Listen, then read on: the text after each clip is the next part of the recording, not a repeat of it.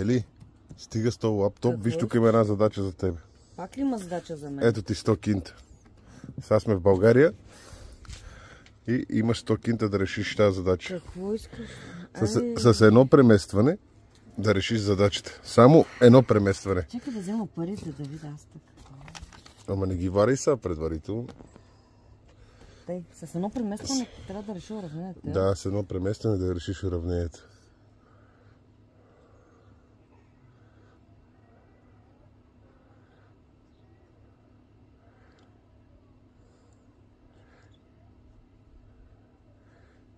Имаш 20 секунди. 9 минути. Не. Така. Ето тук да е така да се вижда по-хубаво, че аз съм по-далеч. Я да го направя на 6. Така. Така се вижда по-добре. 3 минус 2 е 2. 4 минус.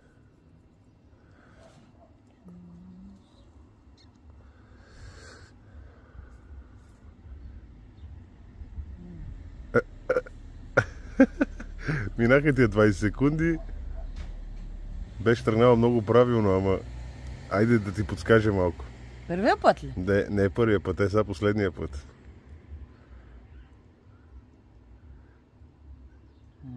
Ето.